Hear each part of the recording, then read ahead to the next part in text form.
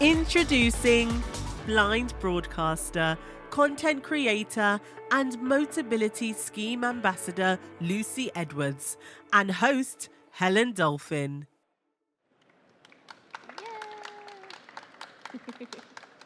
Hello everyone, I'm pleased to be here with Lucy Edwards, Motability scheme ambassador and customer, as well as blind broadcaster, journalist, content creator, and disability influencer.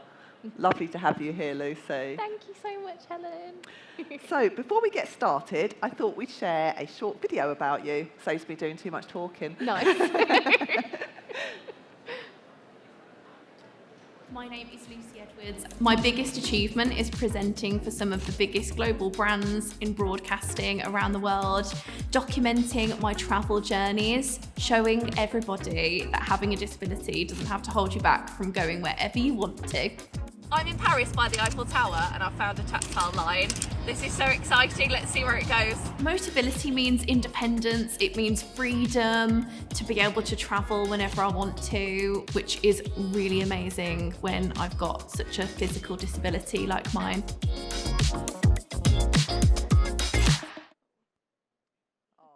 Lovely video, showed us all about stuff that you've been getting up to, which is brilliant. So, like many people, you became disabled, you weren't born with a disability. I gained mine when I was 22. You lost your sight when you were 17 years old. Can you tell us how that kind of impacted your life? I mean, clearly hugely. Yeah. Oh, yeah. I think when you're 17, you're just learning how to be a teenager, let alone, you know, acquiring a disability. I think for me, I always kind of knew that sight loss was in my life, but I didn't know I would necessarily become completely, totally blind from it. So I lost the sight of my right eye at age 11 and then my left eye at 17 due to a really rare genetic condition called incontinence pigmentae. It runs down the female line of my genes. And although my mom or my late grandma aren't blind from it, it's just something that has kind of happened in myself. How did I kind of go through the process? I mean, I had quite a lot of growing up to do. I felt like I was an adult overnight when I acquired a disability, just because I had to learn how to live again. I was surviving, I wasn't thriving, and I think I was so nervous about the prospect of being blind because there was no real representation out there. I felt so kind of scared to be myself, and then it was the kind of that loss of a sense of self as well, in that, you know, grieving sighted Lucy, and now I was suddenly blind Lucy and kind of putting the line in the sand. But yeah, I think also, you know, vision loss for me has always been a part of my life. I've always gone to eye hospital appointments on the train, and, you know, I think there was the one point in my life where I felt like I had to have vision to be valid. Yeah. And I think maybe as disabled people, we all go through that. If we acquire a disability, we always kind of think about what once was and grieve it. But I don't know, I think there was a process for me where I really embodied the social model of disability, and I kind of just believe that the world around me needs to be fixed, which is why I love Motability. If for anyone that doesn't know the social model, it means that you're not disabled by your impairment, you're disabled by, say, steps. If you're a wheelchair user, you're impaled by not having a menu in braille or large print if you've got poor vision. So it's not about your body, it's about your environment, and it's something that I, you know, strive for as well. And I think it's really important, because if we can change our environment, then suddenly we're not really disabled anymore. And I think, you know, it's not that I want a cure. I realise that's probably not going to happen for me unless they get some kind of amazing technology to grow limbs. But you know, I think if we can just make our environment better, and I think, you know, even here today, it's fantastic. It's all flat, don't have to worry about it. We've got ramps, you know, we're all kind of here together. We've got accessible toilets, and that's why it's a good kind of venue. Yeah. So clearly you've kind of got over that hurdle, you've kind of accepted your disability. What advice would you give to someone else going through something similar? Oh, I think take it day by day. I found it really easy to just be like, oh, well, you know, in several months I'm going on holiday, so I'll look towards that goal, or I'll run a certain distance, or I'll have these like arbitrary goals where I'd like look into the future too much and not live for today, because today was quite painful for me when I first lost my vision. I think it is about just saying to yourself, like I said to myself 5 things that I really loved about myself, even though I didn't necessarily believe it until I believed it most mornings.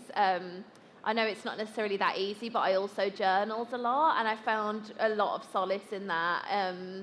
I also just cried a lot to the people that I love, and that was just the most cathartic thing for me, because even though they didn't necessarily have a lived experience of it like me, I could just get all my emotions out. And then also the last thing is having blind friends. Like, I really adore like the conversations that we have. We just know what each other are going through without having to say anything, and I think that's so important too. Yeah, no, you're right. I mean, people here today may have seen I've got a co-presenter, and we both have very similar disabilities, because Mark's lost 3 limbs and I've lost 4, and we've had some great discussions already, and I think it is that kind of peer support can be really important, particularly when you acquire your disability, because you can feel quite alone, and I think finding others in a similar situation is kind of what gets you through it, and you can share tips and stuff like that, so it's brilliant. Totally. Can you tell me a little bit more about your story and your career? And we know that you've amassed a huge following on social media. How did that happen? Yeah, oh my gosh. Helen, I feel like it just happened to me in some ways, but in others I feel quite, I don't know, amazed that we've been able to build this platform around me. So how it started. So I first took to the internet in 2014 when I first lost my vision, and I remember doing my own makeup and titling it "Blind Girl Does Her Own Makeup" and thinking, oh my gosh, these are the little wins in life. Back then, turning on the camera was kind of the only happy moments for me, and then like transitioning into then using that as a portfolio for my BBC journalism traditional broadcast media career was so cool. So I, along with my application to the BBC, I just linked my social media and just was like, this is how I present and this is what I do. And then I got onto a journalism trainee scheme, and then in the pandemic I became just before then I became a freelance broadcaster for Radio 4. And as we all know, the pandemic kind of made things off kilter a little bit, and freelance work wasn't as readily available, and I wasn't going out as much like everyone. And I decided to just kind of create a TikTok, and I had like loads of headlines on my phone that I hadn't necessarily, like I'd wanted to pitch, but I just thought I'm going to pitch them to myself. I'm going to be my own producer, broadcaster, uploader, editor, the whole jazz. And I was like, there is a new algorithm here. Let's like post 3 times a day. And my hubby, then fiance, was like, oh my life, she wants to post 3 times a day. What are we going to do? And he was, it was so exciting back then. Not that it's not now, but it's, I guess, like everything. It's definitely became my personal brand, and now I'm the face of brands, which is cool. I still pinch myself, and now I'm an author, and I don't know, I think it's just amazing that I can consult with brands that really believe in diversity, equity and inclusion, and there's been a massive resurgence, and I feel a massive movement to change things for the better in the universal design space. So for instance, being a Pantene ambassador and doing 2 adverts for them, I adored it because it wasn't just like a tokenistic collaboration. It was not only like doing that, but changing the packaging. So it was kind of a dual contract in that I was a model, but also a consultant. And I think we're seeing more and more like that. Things like that. That's brilliant. We're going to come on to your brands in a minute, but sort of carrying on from your social media, I saw a film you made about your wedding last year and how you asked guests to wear blindfolds and your husband. So I think we've got a little clip of that to share now. Oh.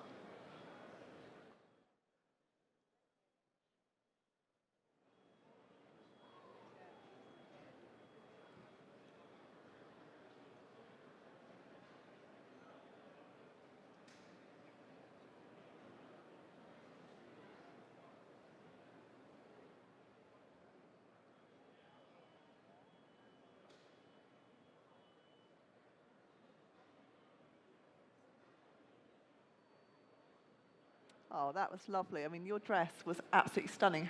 How did you choose it, like yourself? Yeah, so I went to a shop in Scotland. I know, very extra. But I always had my eye on Eleganza as like a brand. Well, my sister did, and then she audio described them. I think it was just the extravagant, like, tooling and different intricate patterns that I love to feel with my hands. I always call them my finger eyes. Yeah.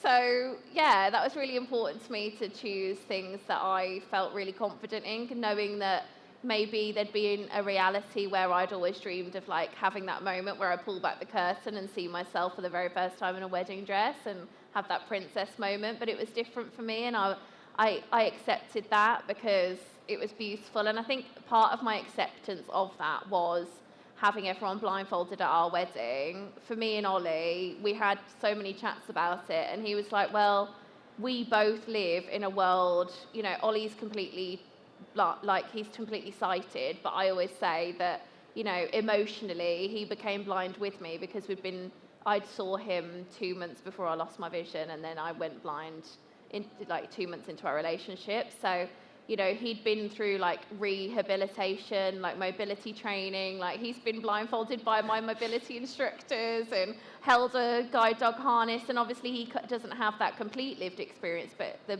person who is, you know, most precious to him in the world has gone through that. So I think for us, like when he said like he wanted to be blindfolded, it meant so much to me because we both had that same experience walking down, like I was walking down the aisle and he didn't feel like he had to see me, and he thinks that, and I think that there's so much emphasis on the visuals in a wedding, and we wanted to just say to everybody out there and make it that he wanted to make that statement that, sorry Ollie, I'm speaking for you. He can hear me right now. He wanted to make that statement that, like, you know, sight loss is such a massive part of his life, and it is enough, and it is a reality that we love, and it is. You know, sometimes better than a sighted reality because it gives you so much perspective. So, yeah. We all loved your dress, but we also really loved your dog's dress, and there was a few R's from the audience. Yeah.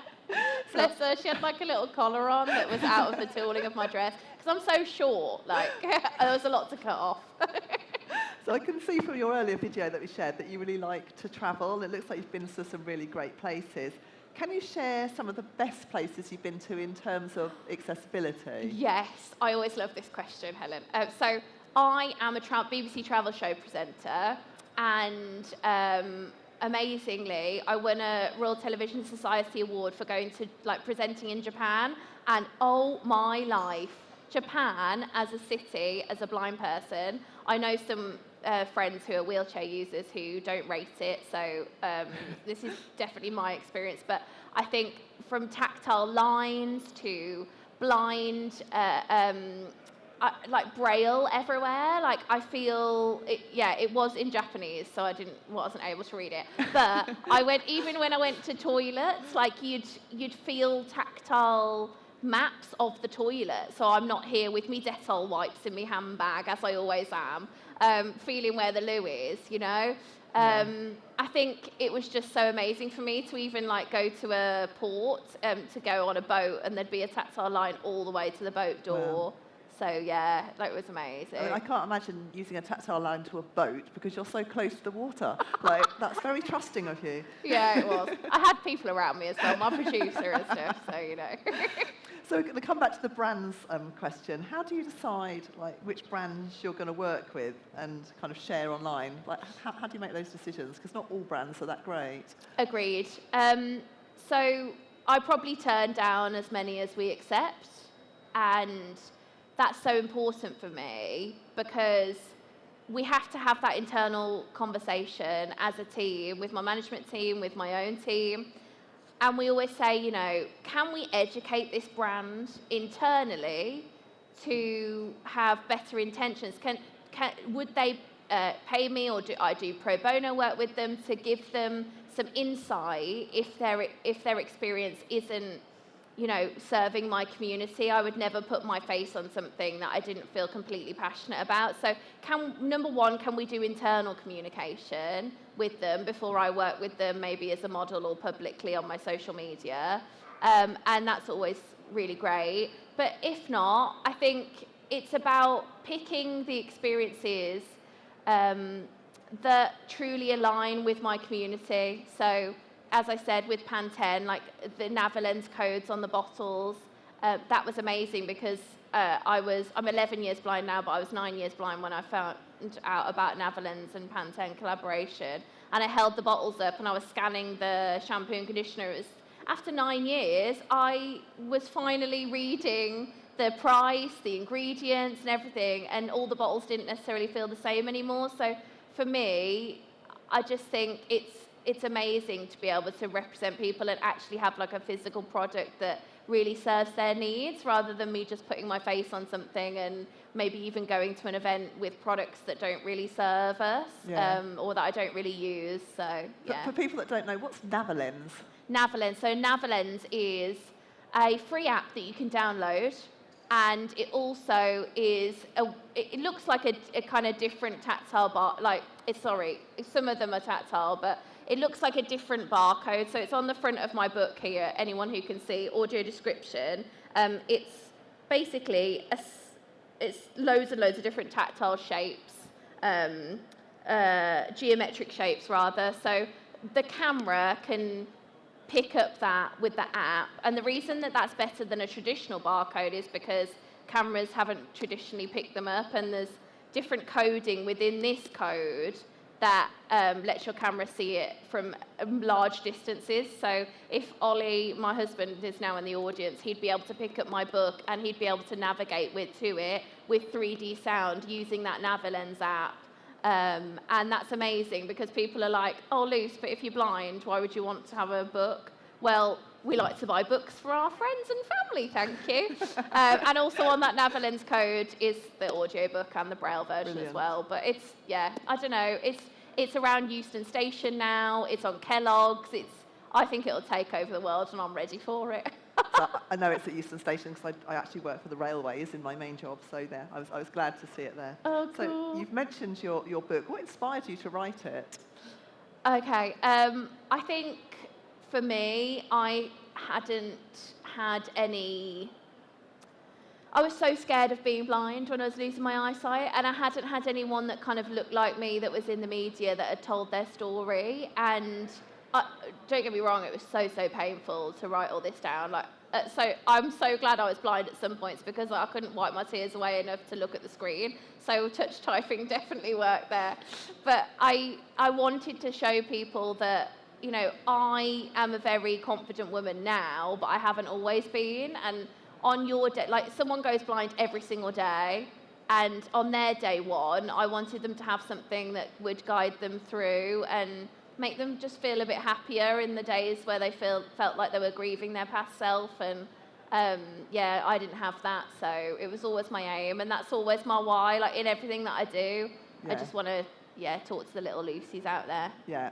So you've recently become a Motability scheme ambassador. Can you tell us what that involves and why that appealed to you? Yeah. So for me, I am a relatively new Motability scheme ambassador, but it was amazing because I found out about the scheme we've had our car for nearly 2 years now.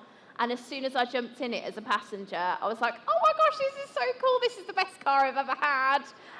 And for me, I go in and out of London. I live in Birmingham, about 20 minutes away from here. But I go in and out of Birmingham, and often because my guide doggy isn't used to escalators and she's not a London trained guide dog, we need to go on just the step-free access areas within the tube. However, there's a lot of shoots that I go to in different inaccessible places within London where I just like to drive to the door. And because I work with my husband and my sister, we're able to do that with our car. And otherwise, you know, with Motability, because we travel and hammer the car quite a lot, it's really important that we have that kind of support in that we can be priorities when we ring up and you know, our car tyre pops on a motorway and we rang AA, or was it RAC, one of them. Ollie did it, bless him. And I was like, help, oh my gosh. And they came really quickly, which is really great because as a blind person on a motorway, you're just a bit like, oh my life, what's going on?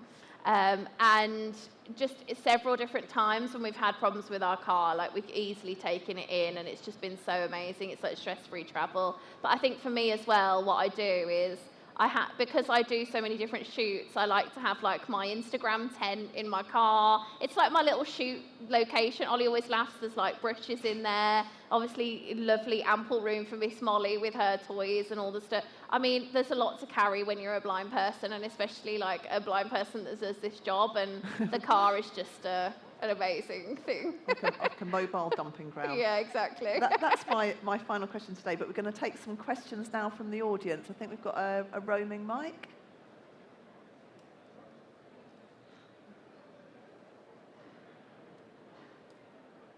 Oh, wake them up. You think about your questions while the mic comes. Has anyone got a question for Lucy? If not, I'll ask another one. I'll ask you another one while we're waiting. Okay. People think of one. So, do you think that there's enough disabled people represented in the media? And what would you say to people that thought about that as a potential career? I would say do it right now. If you want to do it and you have a passion for presenting and talking, like we are, at our fingertips. We've got social media and you can upload anything. And I remember like my very first videos that I had to edit out like 16 to 20 there'd be points where I've wanted to delete them off my channel, and I just thought, no, like people need to see my evolution in that, like I wasn't always this articulate blind woman that just knows everything about blindness, blah, blah, blah. Because everyone evolves to be who they are sitting today, and I love that I fail. I even fail, like I love my little micro failures every single day, and it's how you get up from those failures that define your path. And I think just do it. And I don't think there is enough representation. I don't think there ever will be until we see, the percentage of disabled people represented in real life on our screens. And I think, also there is that kind of trope that disabled people just talk about disabled stories or disabled issues, and it's just like, no, you can hire me to just be like, because I am a regular person, to do different stories. So yeah, I think go for it. Yeah, that's a really good tip. Yeah. If there's no questions from the audience, we will say thank you so much for coming to talk to us about your life. It's been really interesting to meeting you and your dog, and kind of by proxy your husband who's in the audience. So yeah, thanks so much, Lucy. Thank you, Helen. Cheers. Oh, we've got one lady who's like a question at the last minute. That's good. We also do have another question here. Is your book on sale, and where can people find it? Yes. So it's on sale online. So there's Amazon, but you can also go on the RNIB library. They've got the Braille version. Audible does the audiobook. I'm trying to think where else. Yeah, just any bookshop really. But definitely find it online because. And also, I'm doing a signing with Sainsbury's and a talk with Sainsbury's soon, so they're buying a few copies. So, yeah. Okay, my name is Jane. Hi. Hello, I am 50. Yesterday, 58. I did in this journey about my lost side lost 7 years ago. And now, in that time, I was able to walk in there. Now I have a fibromyalgia problem. My both of knee had a osteoarthritis. Okay. But my big problem is I used to love the writing and reading. I use the audiobook. But for my age, is how I am learning Braille now. Yeah, that sounds amazing. That's really cool. I mean, I learnt Braille when I was younger, and I think it's, for me, I think a lot of people who are blind activists online we say that Braille is a dying language, which is so sad because it's so important. So it's amazing that you're learning it. But there's different. I love is it called dot to dot, Ollie? I'm that kind of age where I'm like, what is it, Ollie? Sorry. I always ask it, but I think it's called dot to dot on the RNIB, which that's how I learn, and that's how I learnt grade 2 as well. And it's all about Bill and Jane and their their different activities in life, and it teaches you the alphabet and stuff. So would recommend that course.